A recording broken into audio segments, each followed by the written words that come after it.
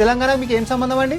తెలంగాణ మీకు ఏం సంబంధం? వెనకటికి భారతదేశానికి దోసుకుపోయినటువంటి బ్రిటిషర్ వాళ్ళు ఎట్లనో ఈ రోజు తెలంగాణకి కల్వకుంట్ల కుటుంబం అట్లనే.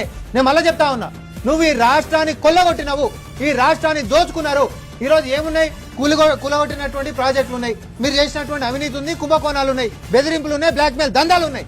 ఆ బ్లాక్ మెయిల్ దందాలకి నిటారుగా ఈ రోజు జరుగుతున్నటువంటి విచారణలో సాక్ష్యం ఏంటిదిరా అంటే 400 పైచీలకు మంది ఈ రోజు విచారణ కోసం సాక్షులకు పిలిపించుకున్నారంటే అది ఫోన్ ట్యాపింగ్ అయినటువంటి నంబర్లు. ఎవరో కలబడి చిట్టాధికారాన్ని పిలిచి లేకపోతే మేము చిట్టీలు రాసిస్తే ఈ చిట్టీలో పిలవండి అనగా చిట్టాధికారులు పిలవనికి ఉండదు మూర్తి గారు. ఎవరినైతే ఫోన్ ట్యాపింగ్ కాబడినటువంటి చిట్టా సర్వీస్ ప్రొవైడర్లు ఇచ్చిండ్రో వాళ్ళని ఈ రోజు సాక్షులు లెక్క విచారణకు పిలిచిరు. మరి ఉంటే తీవ్రవాదులు ఉండాలి, నక్సలైట్లు ఉండాలి, లేకపోతే యాంటీ సోషల్ ఎలిమెంట్స్ ఉండాలి. ఈ సామాన్యులైనటువంటి రాజకీయ నాయకులు ఎందుకున్నారు? పారిశ్రామికవేత్తలు ఎందుకున్నారు? లేకపోతే జ్యుడిషియరీకి సంబంధించినటువంటి వాళ్ళు ఎందుకున్నారు? మీడియా ప్రతినిధులు ఎందుకున్నారు? వీళ్ళందరూ నక్సలైట్లు కాదే, తీవ్రవాదులు కాదే?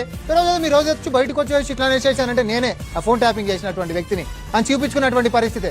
బెటర్ నేను జల్దీ పోతే పుచ్చుకునే మనోళ్ళని ఏమైనా బయట గిట్ట మనం పడనటువంటి గిట్ట ఉంటే పుచ్చుకునే ఏమైనా చేయగలని చెప్పి జల్దీ లోపలికి వెళ్ళిపోయింది. సరే, రోడ్డు మీద బీఆర్ఎస్ పార్టీ చేస్తున్నటువంటి డ్రామాలు ఏవైతే ఉన్నాయో తెలంగాణ సమాజం అనేటటువంటిది దాన్ని స్వీకరించేటటువంటి పరిస్థితిలో లేవమూర్తి గారు. వాళ్ళు చేసినటువంటి ద్రోహం, వాళ్ళు పొడిచినటువంటి వెనుపోటు ఈ రోజు తెలంగాణ జాతి మెచ్చదు.